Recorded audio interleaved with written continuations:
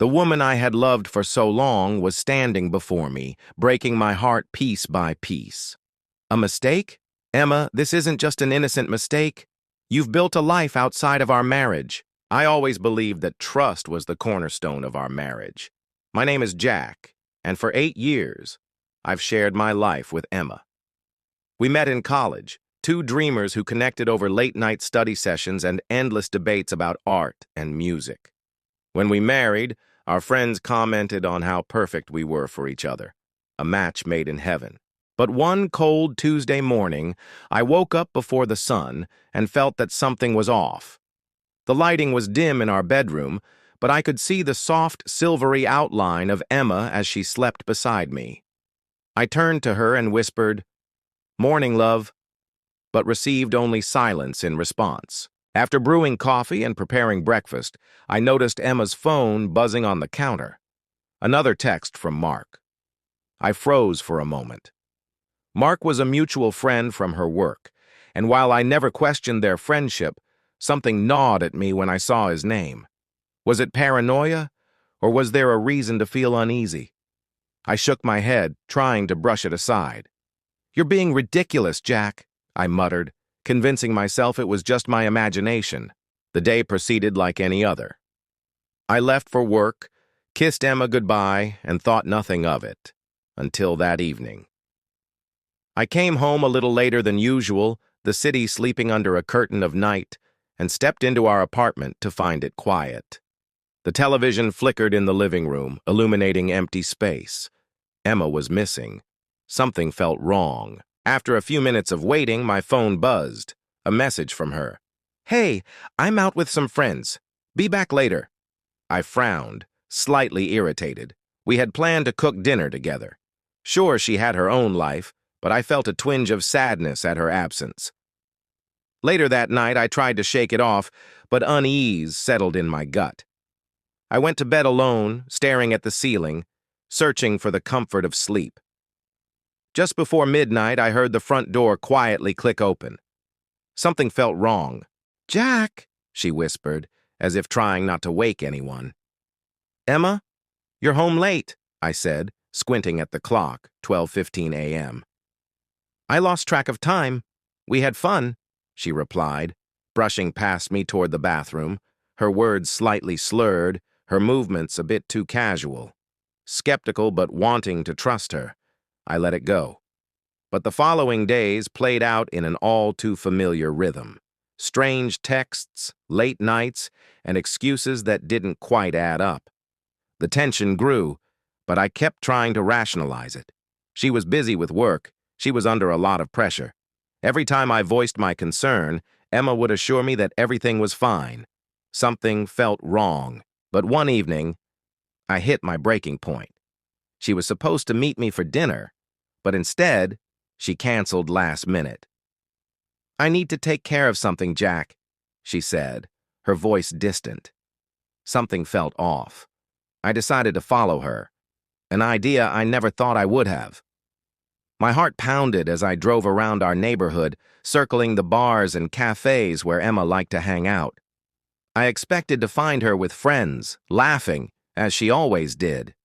Instead, I found myself parked outside a small pub I'd never seen before.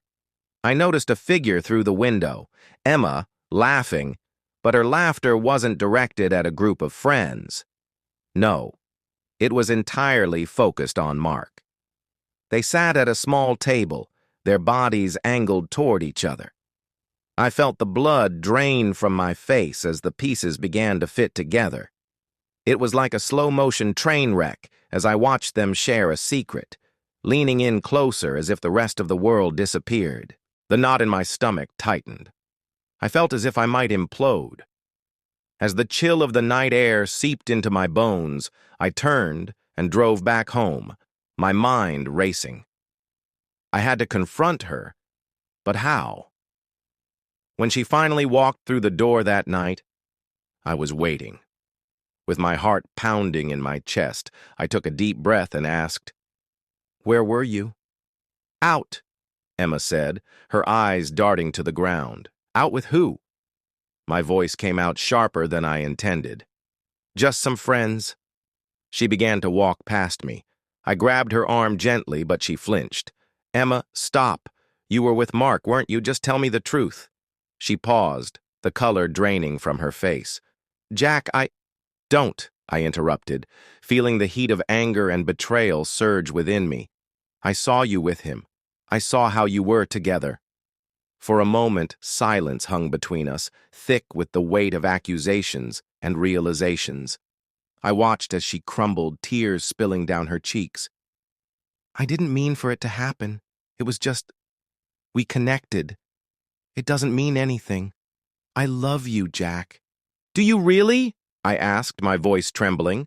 How can you say that after what I just saw? It was a mistake, she cried, her voice cracking. I was confused. I didn't know how to tell you. The hurt and confusion swelled in me, unraveling my whole being. The woman I had loved for so long was standing before me, breaking my heart piece by piece. A mistake? Emma, this isn't just an innocent mistake. You've built a life outside of our marriage. Please, Jack, let's just talk about this calmly, she begged. There's no calm in this, Emma. You crossed a line you can't uncross. I felt like I was drowning in my own disbelief. I thought we had a life together, but it seems like you've been living a double life. Her eyes searched mine desperately. I'll do anything to make it right. I promise I can fix this. Just give me a chance. But I felt the foundation of our relationship crumble beneath me. I wanted to scream, to unleash the pain that had welled up inside, tempered by the love I still had for her. But how could I move forward from this betrayal? In the coming days, things were awkward and strained. We navigated the house like strangers, our home no longer the sanctuary it once was.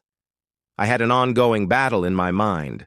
Should I fight for us, or was it time to walk away? One evening, as I lay in bed staring at the ceiling, I made my decision. It was an agonizing choice, but I couldn't pretend that everything was fine. I needed to take care of my own heart, which felt shattered, yet somehow hopeful for a new beginning. Emma, I said one afternoon, my voice steady. We need to talk. With each word, I felt the weight of the world on my shoulders. I don't think we can repair this. Trust, once broken, is hard to rebuild. Her eyes filled with tears as I laid it all out.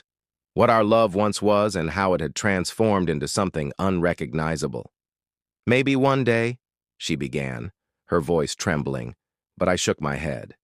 No, I replied, resolute. We can't keep holding on to something that no longer exists. Even saying those words tore me apart inside, but as I walked away, I felt a glimmer of determination bloom within me. It wouldn't be easy, and the road ahead would be fraught with pain, but I knew it was time to choose myself. The cracks in our foundation may have shattered our life, but they opened a path toward healing, a path that I was ready to walk, alone.